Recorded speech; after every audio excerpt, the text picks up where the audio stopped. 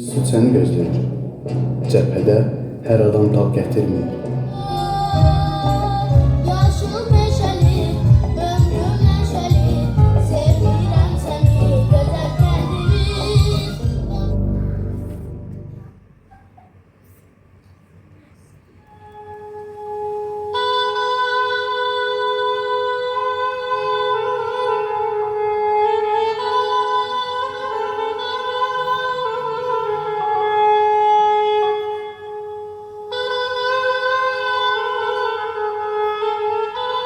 Nezarinde yaradan her insan, müsaade diledim her ilahe haldan.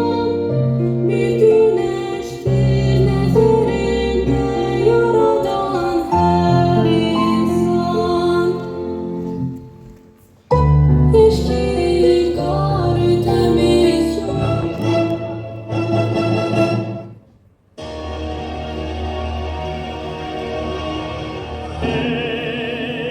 Esis karam, ağlayan, Azerbaycan.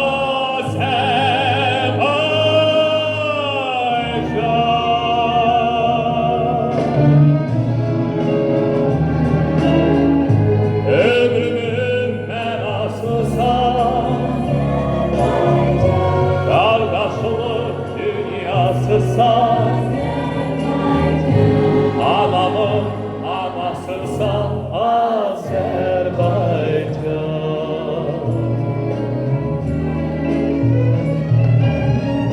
Ömrümün menasısan, ты меня зовешь, Азербайджан.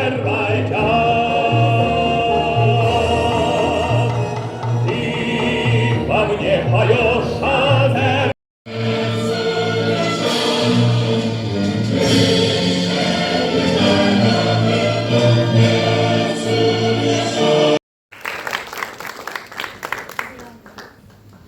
Diyorlar, uşaqlardır. Çünkü onlar olduğu kimidirlər. Onlar rola girə bilmirlər. Onlar bütün hissləriyle, bütün ürəkləriyle siz o kadar çatdırırdınız ki, hiç size lazım değildi ki, nəsə deyəsiniz, nəsə danışasınız.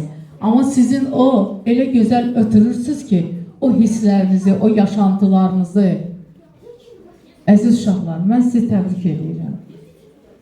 Həmişə həyatda sizə uğurlar arzu edirəm. Kimlərsə indi aranızda aktyor olacaq, ona hamısı Allahın qismətidir.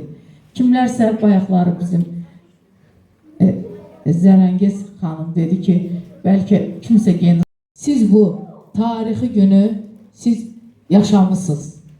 Çünkü siz bu günləri onu yaşayarak oynamadınız, onu yaşadınız, hiss elədiniz onu. Yenə təkrarçılıq olmasın. Həmişə böyük rejissorlar, dünya rejissorlar deyir ki, en büyük aktyorlar dünyada uşaqlardır. Çünkü onlar heç vaxt oynamırlar. Onlar olduğu kimidirlər. Bəli, onlar həyatı canlı göstərirlər. Böyüyəcəyik. Eşq olsun bütün Azerbaycan. Bütün o gün olsun ki Zəngəzuru alaq inşallah. Я благодарю Ларису Ханым, что вот она вот такую вот, как вы вот активный, вот вырастила вас, как-то вы просто, я не знаю, вот, слова не нахожу вам сказать, что да, спасибо еще раз, спасибо за вашу эту, честно говоря, даже вот актрисы, вот бывает вот иногда вот даже свою миссию не так это ведут, как у вас так это.